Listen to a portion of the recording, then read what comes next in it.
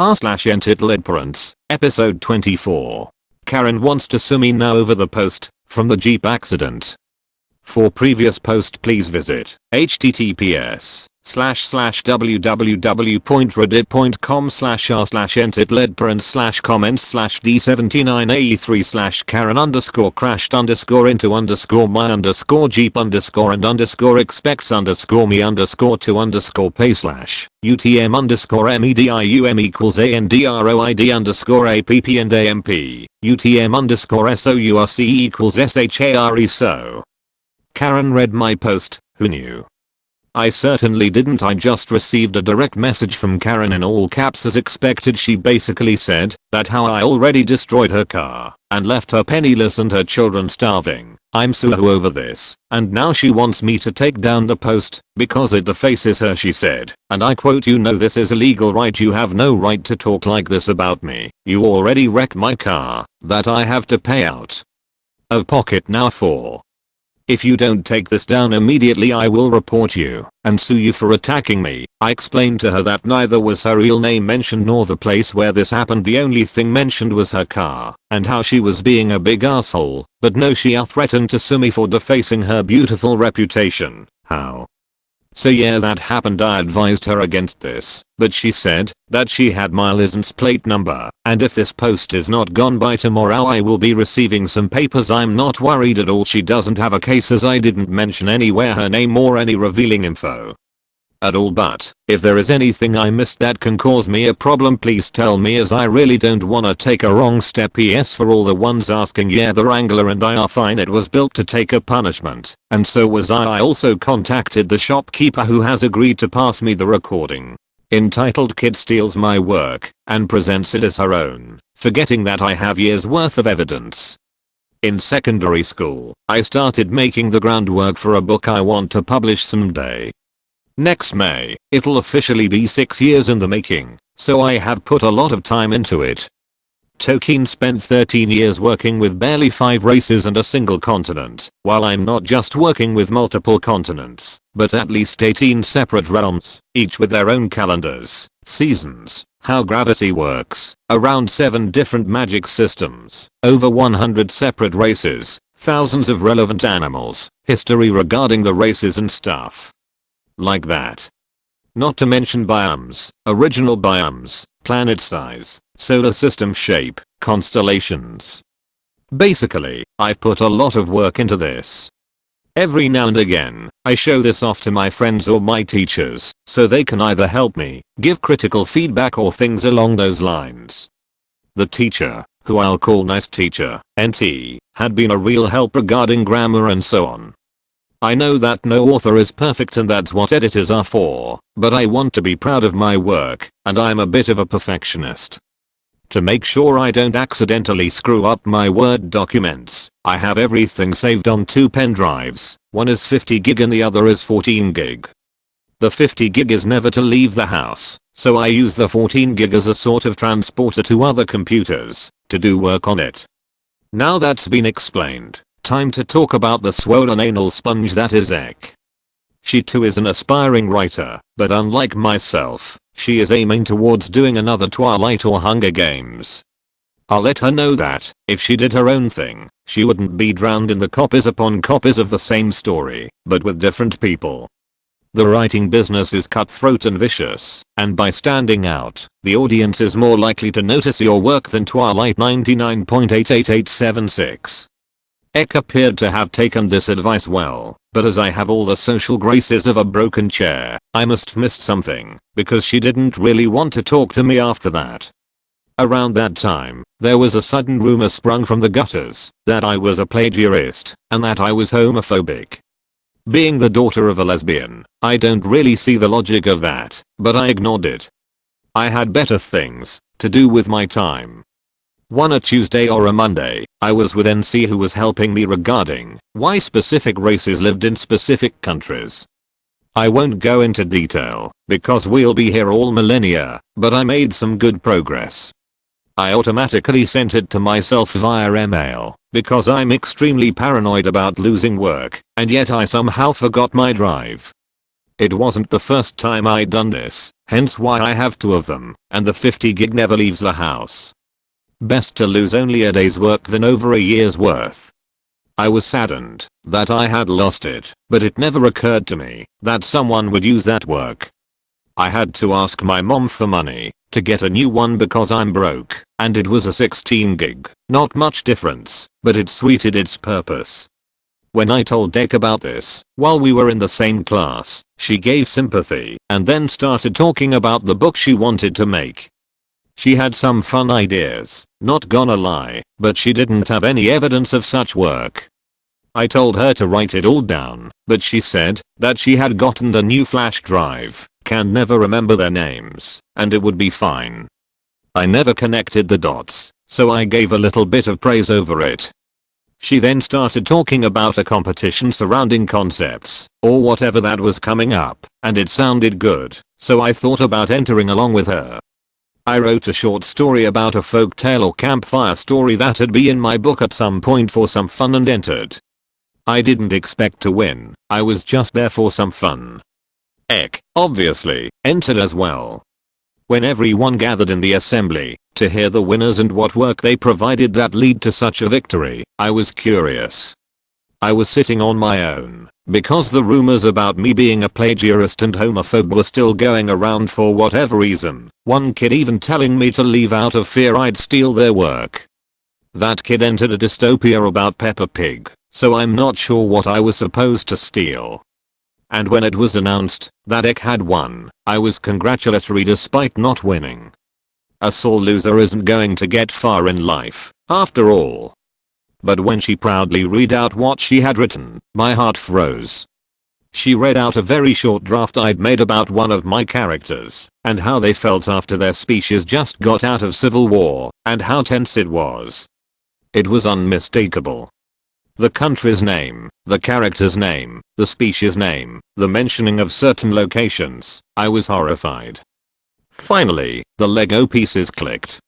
This embodiment of a vaginal secretion bacterial infection had my missing drive.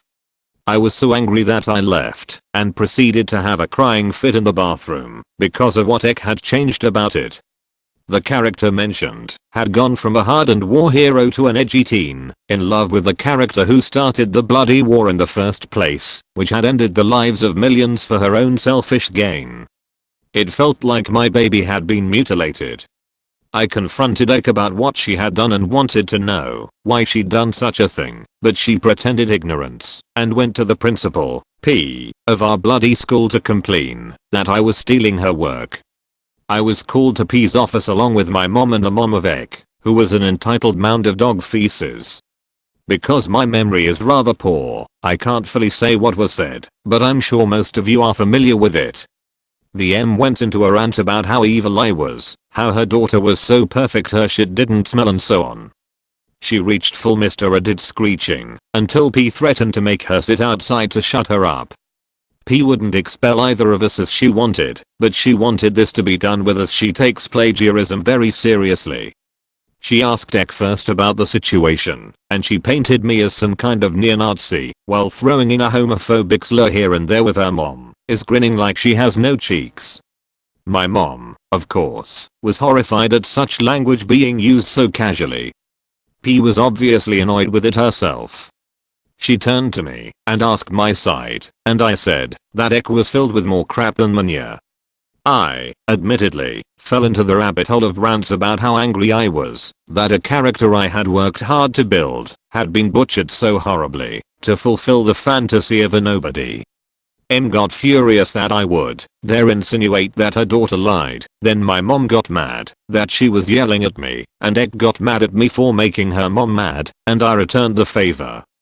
P had to bang a book on the desk to get us all to shut up, like she were a judge, and she turned to me and said that I needed proof of my claims. What Ek didn't know was that I was prepared to break a golden rule of mine for the purpose of this meeting. I brought in dear Mr. 50 gig.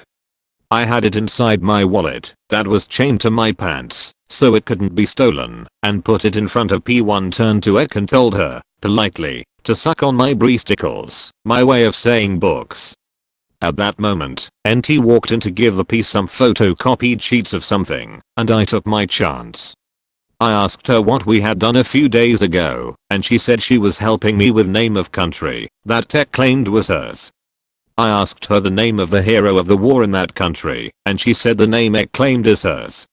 I asked her who started the war and she confusedly said the name Ek had twisted into being a love interest. In the meantime, P was looking at what I had done on the computer and concluded that it was Ek who stole, not me. Im proceeded to throw a massive fit, grabbing P's computer and smashing it. I nearly died at the thought of 50 gig being destroyed, but it was okay. This got her kicked out of the room and banned from the school, along with a fine for the destroyed property. Ek was mad that I had caught her. She yelled at P for siding with a homophobe. My mom pointed out that she was a lesbian, so that point kind of lost any meaning. I then figured out that she was the one who was spreading these things about me, likely was a way to project her guilt to make her feel better. P wasn't having any of it and banned her from entering competitions along with giving back my drive. She responded by dropping it in a cup of water, and I was glad as it destroyed all of the damaged art I'd made. She didn't get more of a comeuppance than that, and the rumors remained until college. I saw her there and felt it right for me to rant. Have a safe year, people.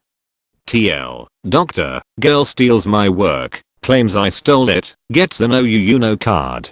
They worked it out between themselves.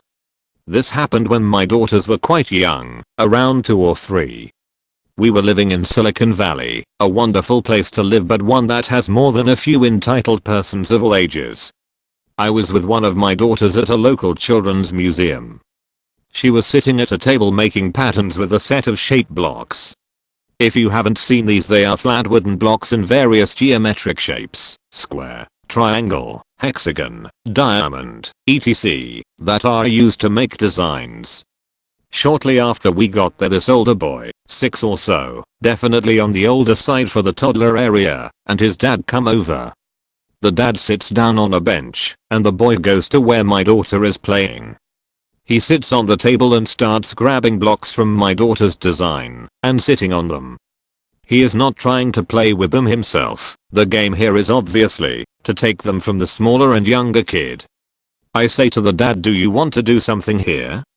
He gives me the smirk and says, oh, I'm sure that they will work it out themselves. My daughter seems unperturbed, and I'm pretty reluctant to discipline another person's kid, so I just watch. This continues for a while. The boy keeps taking the blocks that my daughter is playing with, and she keeps taking new ones from the bin in the center of the table. After a while, the boy is sitting on a mound of blocks and my daughter is down to a handful.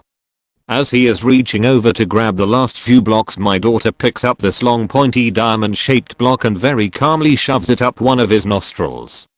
There is a couple of seconds of silence, and then the boy runs crying to the dad.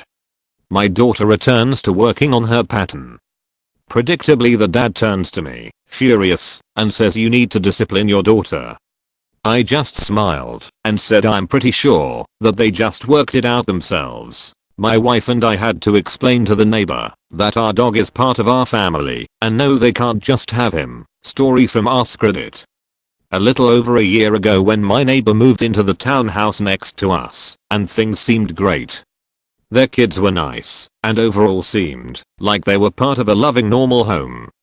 They were quirky, but nice people who were always willing to help, from installing a screen door, to enjoying a beer and a decent conversation about home improvement. One day red flags started popping up. Halloween came up a few months after they moved in, and we could hear all kinds of banging and pounding coming from the side of the house they are attached to.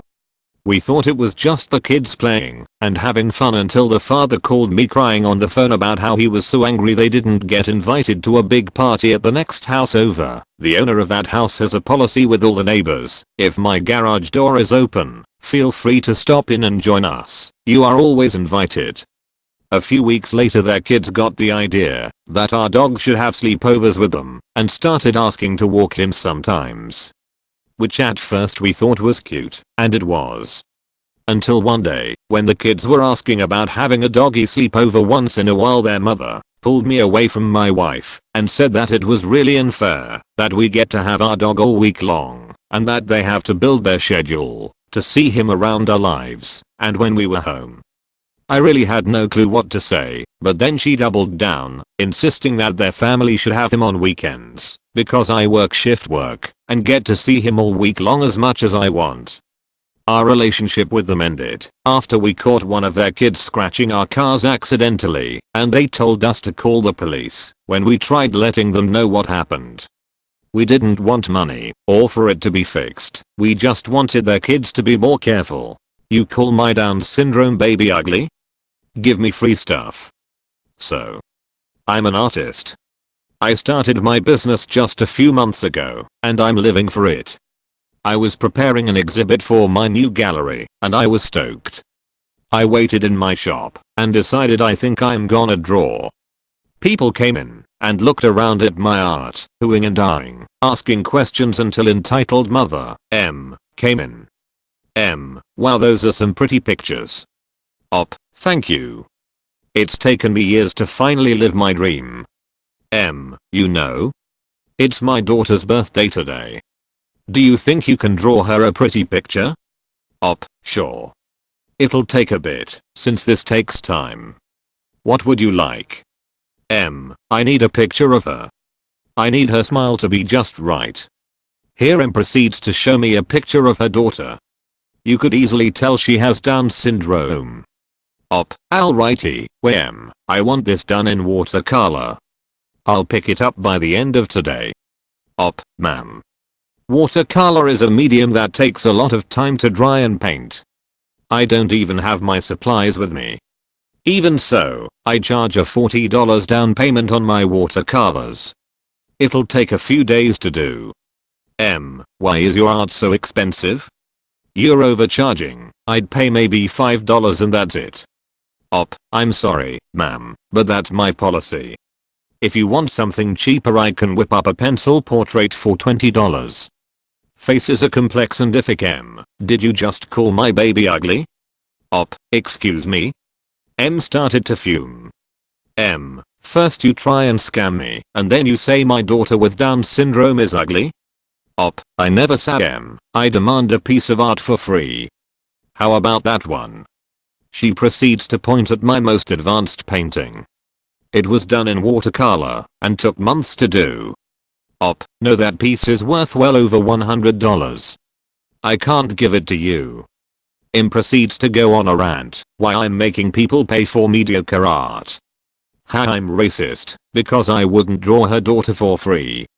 How my business is going to plummet because she'll make sure no one comes to me. My dad is the town gunsmith so everyone knows me well. I still get business. I'm making tons of money doing what I love. I've never heard from her again. It turns out she got arrested for trying to steal something in the neighboring town. Didn't care to look. Let son walk up and grab my sister. So I was in the Mall of America with my family. My stepmom, dad, and 2 you get brothers were in a ride, so I was told to watch her. Everything was pretty okay, and I was sitting on a bench close to a boy with some sort of mental disability and his father. I'm guessing the boy didn't notice the baby up to this point, because when he did he ran up to her and started shaking her and tried to RIP her out of her car seat. Naturally I immediately pushed him away and pulled her away. The boy ran off to his dad, and I figured that was the end of that. I was very wrong and a few moments later the dad walked up to me. The interaction went something like this: is this your baby? No, it's my sister. Well, why didn't you let me son hold her? He likes babies, you know. I don't know you or your son. I don't see why I would let him hold her. I told him he could, and he had, insert disability. Okay, well, it isn't your baby, so you shouldn't tell people they can hold random people's babies without permission, and I understand that, but it's incredibly disrespectful to let your son go up and grab my sister. It isn't your baby either. My parents got off the ride with my brothers and walked over, so I started to let them handle it then, but geez. The boy left multiple scratch marks on my sister's face and made her start crying. So yeah, everyone was pretty angry. You dare to build a sandcastle? on The beach. Sorry for any mistakes, English is not my first language. This is not a full-on dramatic story, but I just remembered it and think it's pretty funny looking back. My family and I go to this one island every year for holidays. It has a big beach with a lot of beach chairs. Like most visitors, we book 1 or 2 chairs for the whole week, so everyone kinda has his own personal beach place. And so it came that a few years ago Ed, entitled Dad, and his family became our beach chair neighbors for the holidays. My family and I have this tradition where we build a big sandcastle around our beach chair for protection from water or kids running around and shoving sand in our faces. So now Ed arrives and is so absolutely not amused about 2 kids building a sandcastle 5 meters besides his chair.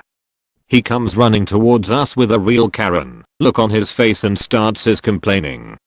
Ed, what you're doing here is absolutely not acceptable. You are building a border between you and other beach visitors and therefore create an atmosphere of hostility. My dad. It's a sandcastle. Ed, I demand you take it down so my kids don't feel excluded. My dad, we are just having fun with building a sandcastle. The one creating hostility here is you. We don't want to separate us from anyone, and your kids are always welcome to help build the sandcastle. At this point his son even asked if he could help building the sandcastle. Then his mother engaged in the conversation to back her entitled husband up. No, you will stay away from these people. I will not let you learn such behavior from them. And so on and so on. In the end we kept our sandcastle and every time Ed came by he would mutter something about us being unbelievable. Also his kids weren't allowed to build sandcastles all summer long. Poor kids. Pay my daughter's insurance for a crash that was entirely her fault. This happened to me and my mother a little while back. Here is the cast for this story. Millimeters, my mother me, guess who? ND, nice daughter M. Karen, we were driving into the city center of our city and we got to a roundabout and stopped. It was at quite a busy time for that roundabout. All of a sudden we feel a very slight nudge from behind us. A car had rear-ended us. The impact was only at about 15 to 20 miles an hour, so I'm guessing the driver just didn't stop in time.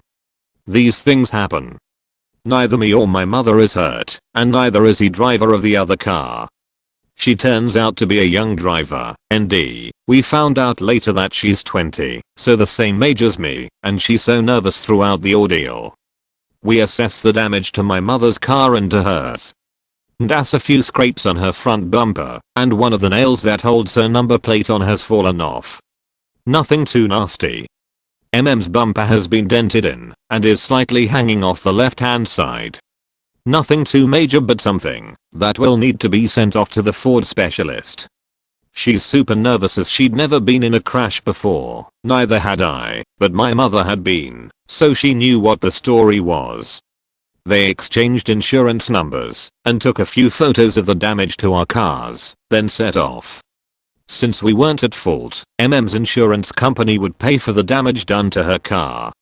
The damage done to ND's car wasn't too bad, so wouldn't cost too much to fix. Right? When we get home, there's a message on our answering machine. Hello, this is M. I believe you were involved in a crash with my daughter, ND, earlier. Please call me back when you get this message. We call M back. I tell Millimeters to put her on speakerphone in case she gives us a story for this subreddit. M, hello. Millimeters, hi, this is Millimeters. We were involved in a small road accident with your daughter earlier today. M, yes, hello. I have assessed the damage to both your car and her car from the photographs ND took, and we've worked out that you owe us about £1,000 to fix ND's car. Bearing in mind the damage to ND's car was a few scrapes and a number plate out of place, I'd have thought the repair bill wasn't even past £100. Millimeters, I'm sorry, what? M, you owe us £1,000 to cover the repair costs of ND's car. Millimeters, yeah, I'm not paying that. M, what? Millimeters, I'm not paying that. I'm not at fault. and I highly doubt that it's gonna cost $1,000 to fix a few scrapes and a dislodged number plate. But we have to get it sent down to a specialist. We have to get a tow truck. Millimeters, my car had far more damage than hers. It's getting sent down to a specialist, and even if I was paying for it, it would cost me about £200. What do you mean, you're not paying for your repairs? Millimeters, because I wasn't at fault. So my insurance will. Yes you were. You stopped somewhere you weren't meant to stop. Millimeters, it was a roundabout, at rush hour. Anyway, then give us £200. Millimeters, fuck no. Fine. See you in small claims court, bitch. We never heard from her after that. I'm assuming she tried to get a lawyer, but no lawyer would take her case as there's no way she'd win. TLDR, M's daughter rear-ends us, mother insists we pay £1,000 for a repair job that will cost less than £100. M tries to build a house, loses the deed in the process. TL, doctor, my M tried to build a house for her M, threw toddler temper tantrums, when it didn't go the way she wanted. Then she tried to decorate rooms she said she would let us decorate, and lost the deed to the house and her argument. A little background, my mother is an abusive narcissist, my grandmother is 88, also an abusive narcissist, and getting too old to live alone, and my sister and I are in university, and living at home. My parents bought a house across the street from our current one for my grandmother to move into as she ages, but they wound up having to completely demolish and rebuild it after the damages were more severe than they originally thought. My dad is paying for everything as he's the only full-time breadwinner in our family, but he decided to let my mom do a lot of the designs, since she knows her mother and her tastes best. They were going to convert the upstairs into an apartment-style area for my sister and I to live in during our uni years, so that we could be more independent and not have our mom always breathing down our necks, but she doesn't know this, so SHHHH, and we were going to get to design our own bedrooms. Nothing has gone the way it's supposed to. We ran a year late and super over budget, primarily because of my mother. She would not listen to my dad and wait until he could afford to fully decorate the house like she wanted. Instead, she stole his credit card and bought a Venetian glass chandelier, all new designer furniture, a $400 lamp, and a stained glass window. She's thrown multiple full-blow toddler temper tantrums, complete with lying on the ground crying, screaming, and hitting/kicking the ground, just because it wasn't exactly like she imagined it being right at that moment. Now that the house is done, and we're *SO** close to moving in, my mother has gone back on her word on letting my sister and I decorate our rooms. She's bought the worst lowest quality furniture she could find, including a used mattress covered in cat piss for us, and has decorated everything like something straight out of Southern Living, which we hate. She's even taken a door in the worst shape from the original house, like it's rotten through, warped, and overall one good tap from disintegrating, and is trying to turn it into a headboard, because *SHE* likes it. It's also fucking hideous. She won't let us have any say in our own bedrooms, and whenever we mention that we don't like something, she says, well, my name's on the deed, so I get to decide how it looks, you ungrateful bitch. My dad has decided that, since he can't stop her, he's just going to let her run up a ton of debt doing all this, decide she hates it all, and then sell it all. Then he's going to let us design our rooms. In a shocking turn of events, the bank we were building the house with was bought mid-construction, and the loan program we were using no longer exists. As a result, we can't get the loan changed from construction to permanent residence unless the homeowners are living in the home, which my mother is not. In other words, my mother is no longer on the deed, my sister and I are, so my mother's justification for her doing this is gone.